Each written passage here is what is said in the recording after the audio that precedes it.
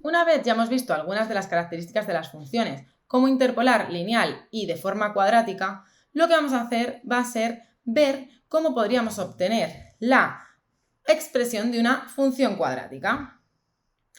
Es decir, cómo pasamos desde una tabla a una expresión analítica. Esto en funciones lineales ya sabíamos que era muy sencillo. Hallábamos la pendiente y luego podíamos aplicar la ecuación punto pendiente o sustituir con los dos puntos y hacer un sistema con el que hallar la ordenada en el origen. No obstante, para las funciones cuadráticas no es tan automático.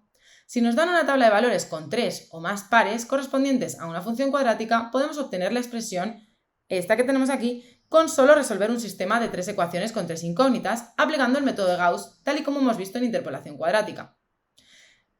Y lo hemos practicado. En la resolución del sistema, las incógnitas serán ahora los parámetros a, b y c, que serán desconocidos. Utilizaremos aquí el primer punto que nos dan, aquí el segundo punto que nos dan y aquí el tercer punto que nos dan.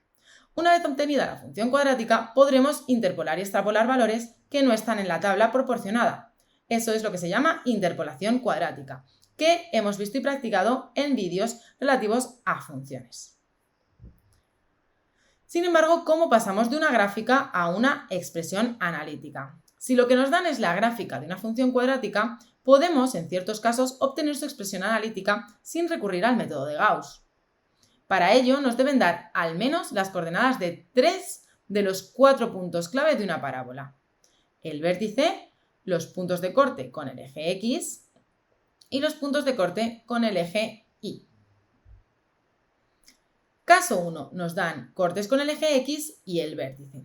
Si nos dan el vértice y los puntos de corte con el eje X, en el eje X quien vale 0 es la Y, ¿vale? La Y vale 0 y la X toma valores diferentes.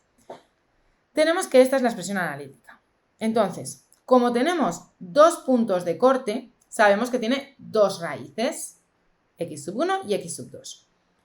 Y además vamos a poner una k que no conocemos porque es un valor que puede multiplicar a nuestros factores. Estos son los factores de un polinomio cuadrático. Y este sería el coeficiente principal, ¿vale? Bien, en este caso, como nos dan los cortes, conocemos la x sub 1 y conocemos x sub 2. No conocemos k. Pero aunque no conozcamos k, nosotros podemos hacer esto y luego podemos sustituir con el vértice, porque el vértice también nos lo dan. En este caso es 4 menos 3. Entonces sustituimos con el vértice y ya podemos hallar el valor de k. Con el valor de k completamos aquí y aquí tenemos la expresión de nuestra función cuadrática. Vamos a ver el caso en el que nos dan los cortes con el eje X y el vértice, y en este caso el vértice está aquí arriba. En este caso no aparecen, bueno, es 4, 9, ¿vale? Es 4, pero ahora es positivo. Los pasos serían los mismos, dadle al pause y comprobad que lo habéis entendido. Vamos a ver el caso en el que nos dan los cortes con el eje X y también el corte con el eje Y. Hacemos lo mismo, nos vamos a suponer esto, porque tiene dos raíces porque tenemos los puntos de corte con el eje X, ¿vale? Y una k que no conocemos. De nuevo hacemos lo mismo.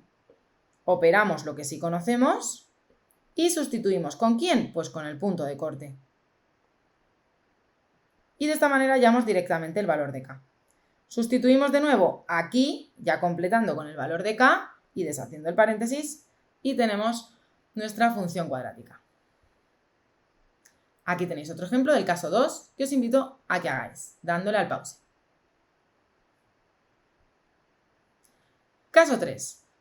Nos dan el corte con el eje Y, es decir, x igual a 0 y el vértice. Claro, aquí tenemos el corte con el eje Y, es decir, sabemos que aquí la x vale 0. Sustituimos y podemos obtener ya la ordenada, es decir, el valor c, el valor de la ordenada, que siempre va a coincidir con la coordenada y del punto de corte con el eje Y, ¿vale? Por lo tanto, la c ya lo tenemos, pero seguimos teniendo a y b incógnitas. Y no podemos determinar sus valores, puesto que hay infinitas soluciones que cumplen la ecuación. ¿vale? Por lo tanto, en este caso, no podríamos resolverlo. Bien, veamos este mismo ejemplo.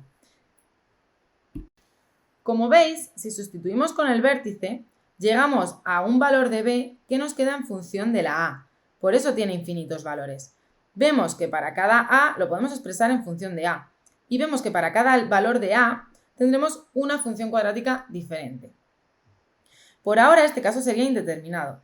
Sin embargo, más adelante, cuando estudiemos o cuando estudiéis, si ya habéis tenido ocasión, el concepto de derivada, podremos terminar de resolverlo gracias a que el vértice es un máximo o mínimo y en dichos puntos el valor de la derivada es 0.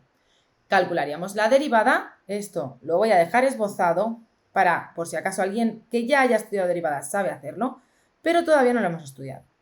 Esta sería la derivada de nuestra función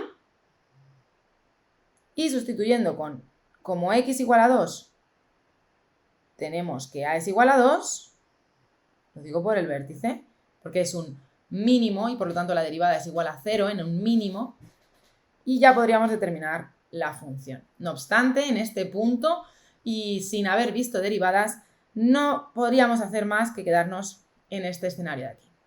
Y hasta aquí los vídeos relativos a funciones de forma más global, con sus características lineales y cuadráticas. ¡Hasta luego!